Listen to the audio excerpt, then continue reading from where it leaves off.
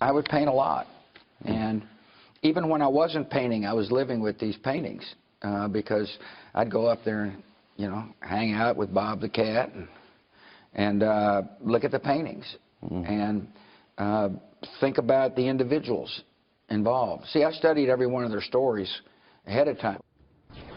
That was former President George W. Bush talking about his love of painting with Sean Hannity the other night. The 43rd president is now combining that hobby with his work to help military veterans with a new book and exhibit called Portraits of Courage, a Commander-in-Chief's tribute to America's warriors. Bush 43 has gotten to know many wounded warriors over the years as he's painted their portraits. One of them is retired Staff Sergeant Johnnie Yellock, who is featured in the exhibit, and he joins us right now. Sergeant, good to see you. Thanks so much for joining us this morning. Oh, it's incredibly humbling to be here with you this morning, Maria. Well, it's humbling for us to talk with you. First off, thank you so much for your incredible service to our great country. And how does that feel, that the former president is honoring you and your colleagues with these paintings? It's absolutely overwhelming, I can tell you, but it's incredible to be included in the book for sure.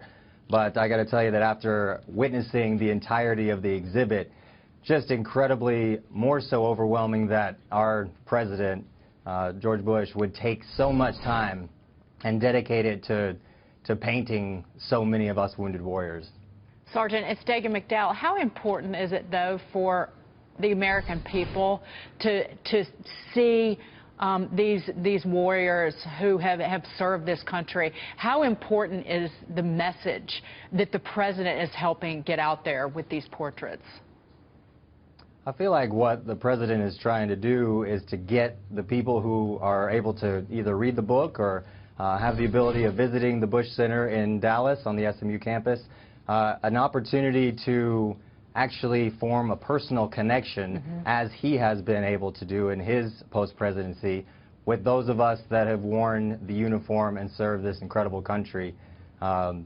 Just humbling again to be included in the book. I think one of the things that's so, to me, impressive about this is the President Bush has been able to transcend politics and really just show heart and compassion. And I think it's opened up the world on how people have viewed him. I think this is just one more way that we can be nonpartisan about something that's so important. And I'm just so thankful for your service that he's doing this and sending this message out that we should all come together. I just want to know, how do you feel about the political environment right now? Well, I mean, it's obviously a tumultuous environment. I mean, the country is always going to have differences. We just have to unite in the common good of advancing this incredible nation and building upon the bedrock that people that have come before us have built. So I'm optimistic that we're moving in the right direction. And, you know, people can't trust all that they see on the news. They need to get out into their communities and see what people are doing, what they're involved with, what matters to the people in their own communities, and try to just do as much good within your community and around you as you possibly can, and we'll all have a greater nation to live in. You're right. You're right. Sergeant Johnnie Yellock, it's great to have you on the program. How did you feel when you got the call that he wanted to paint your portrait? Again, blown away. Yeah, I bet. They sent me a release that I needed to sign so that I could be included in the book, and it's overwhelming. Obviously I have the book right here.